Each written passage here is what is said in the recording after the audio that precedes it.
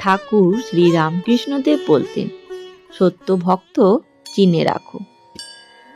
এই সত্য ভক্ত কি, কাকে সত্য ভক্ত বলেছেন? আজ আমরা আলোচনা করব ঠাকুরের এই বাণী, সত্য ভক্ত কাকে বলে। চলুন শুরু করি। আপনি কি কখনো ভেবেছেন ভক্ত মানে আসলে কি? শুধু ফুল ধূপ জ্বালিয়ে ঠাকুরকে ডাকা, নাকি নাম জপ করে দিনের শেষে শান্তি পাওয়া? ঠাকুর শ্রী শ্রী রামকৃষ্ণদেব বলেছিলেন, যে ঈশ্বরকে নিজের বলে জানে সেই ভক্ত। ভক্তি কোনো বাহ্যিক আচরণ নয়, ভক্তি হলো হৃদয়ের গভীর অনুভব, যেখানে মানুষ নিজের সমস্ত অহংকার, সমস্ত দুঃখ, সব ভয়, সব আকাঙ্ক্ষা রেখে দেয় ঈশ্বরের চরণে। ঠাকুরের জীবনের প্রতিটি কথাই ভক্তির ব্যাখ্যা। তিনি কখনো ধর্ম বোঝাননি, তিনি ভালোবাসা বোঝাতে চেয়েছেন, সেই ভালোবাসা যে মানুষকে ঈশ্বরের সঙ্গে যুক্ত করে। আজকের এই ভিডিওতে আমরা ঠাকুরের সেই সত্য ভক্তির কথা শুনব, যা শুধু মুখে জপ নয়, জীবনের এক এক নিঃশ্বাসে ঈশ্বর অনুভব করার পথ। প্রথমে জানব ঠাকুরের মতে ভক্তির আসল পরিচয় কি ছিল। ঠাকুর বলতেন, ভক্তি মানে ঈশ্বরের প্রতি প্রেম, ভয় নয়।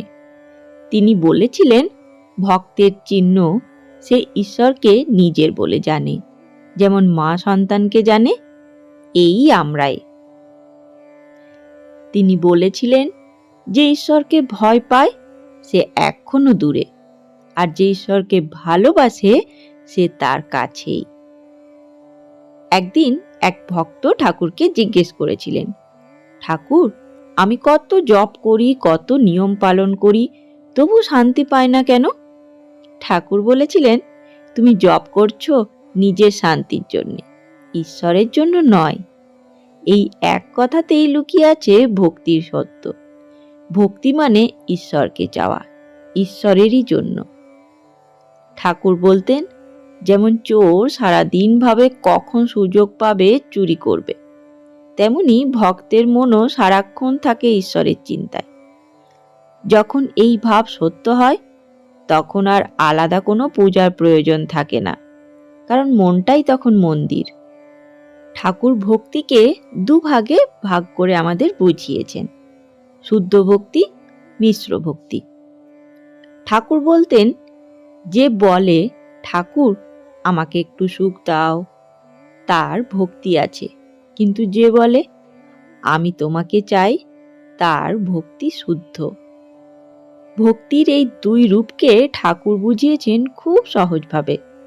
এক মা যেমন সন্তানের সুখ দুঃখে সবসময় পাশে থাকে, কিন্তু সন্তান যদি শুধু মায়ের কাছে থেকে কিছু চায়, তবে কি সেটাই ভালোবাসা হয়? তেমনি যে মানুষ শুধু ঈশ্বরের আশীর্বাদ চায় নিজের জীবনের জন্য, সে ভক্ত কিন্তু সত্য ভক্ত নয়।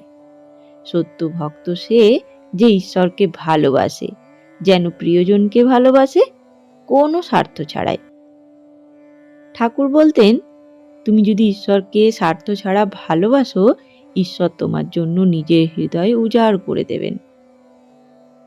চলুন এই প্রসঙ্গে ঠাকুরের জীবনের এক সত্য ঘটনা শুনি। একবার দক্ষিণেশ্বরের এক ভক্ত ঠাকুরের কাছে এসে বললেন, ঠাকুর, আমার ছেলে অসুস্থ, আপনি ওর জন্য প্রার্থনা করুন। ঠাকুর মৃদু হেসে বললেন, তুমি নিজের জন্য চাও, কিন্তু যদি তুমি ঈশ্বরের কাছে প্রার্থনা করো, ঠাকুর যা ভালো মনে হয় তুমি করো, তবে তুমি সত্য ভক্ত। এই ছোট্ট কথার মধ্যেই ঠাকুরের ভক্তি দর্শনের সার আছে। ভক্ত কখনো ঈশ্বরকে শর্ত দেয় না। ভক্ত জানে, ঈশ্বর জানেন আমার মঙ্গল কোথায়। তিনি আরো বলেছেন, ভক্তির আসল পরিচয় হলো ত্যাগ। তুমি যত নিজের ইচ্ছেকে ছাড়বে, তত ঈশ্বর তোমার মধ্যে আসবেন। তাই ভক্তির মানে দান নয়, নিজেকে ছেড়ে দেওয়া। চলুন সত্য ভক্ত বলতে মা সারদা কি বলেছেন একবার জানি। শ্রী শ্রী মা সারদা দেবী বলতেন, ভক্ত মানে যে ঈশ্বরকে ভালোবাসে, নিজের মতন করে এবং সকলের মধ্যে ঈশ্বরকে দেখতে শেখে। মা বলতেন, যদি তুমি সত্যি ঈশ্বরকে ভালোবাসো তবে কাউকে ঘৃণা করতে পারবে না। একবার এক ভক্ত এসে বললেন, মা, আমি দিনে অনেক নাম জপ করি, কিন্তু আমার মন শান্ত হয় না। মা বলেছিলেন, জপের সংখ্যা নয়, মনটাই যদি ঈশ্বরের দিকে থাকে সেটাই সত্য জপ।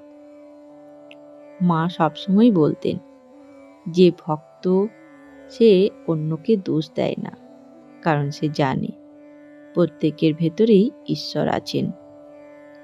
এই ভাবই হলো ভক্তির পরিণতি, সর্বভূতে ঈশ্বর দেখা। এবার জানব স্বামী বিবেকানন্দের দৃষ্টিতে সত্য ভক্ত। স্বামীজি বলতেন, ভক্তি দুর্বলতা নয়, ভক্তি মানে সেই শক্তি যা মানুষকে নিজের অহংকার থেকে মুক্ত করে। তিনি বলতেন, যে সত্য ভক্ত সে কিছুই নিজের জন্য চায় না, কারণ সে জানে সবই ঈশ্বরের।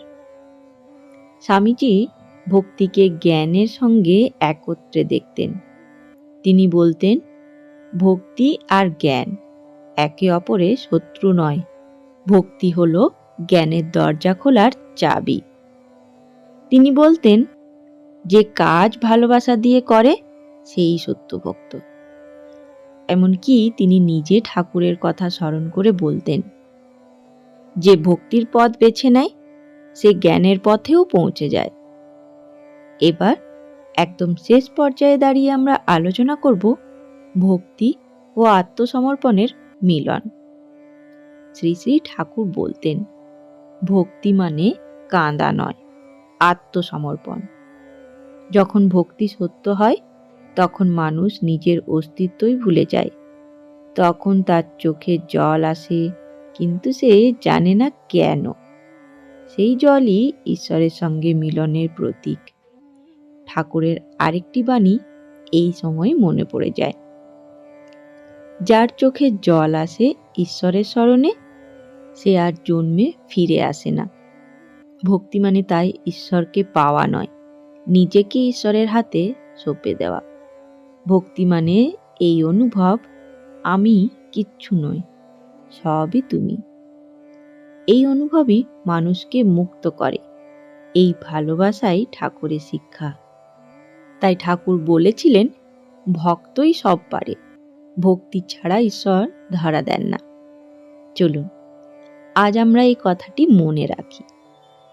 ভক্তি মানে নিয়ম নয়, ভক্তি মানে প্রেম, আত্মসমর্পণ ও ঈশ্বরের প্রতি সম্পূর্ণ বিশ্বাস।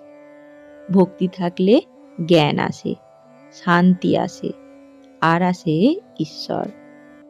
বন্ধুগণ, আজকের এই বাণী যদি আপনাদের ভালো লেগে থাকে তাহলে অবশ্যই ভিডিওটিকে একটি লাইক করে দেবেন, আর বন্ধুদের সাথে শেয়ার করতে ভুলবেন না।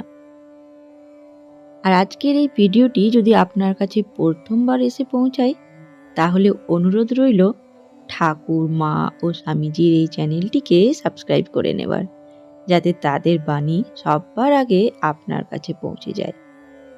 ধন্যবাদ। জয় ঠাকুর, জয় মা, জয় স্বামীজি।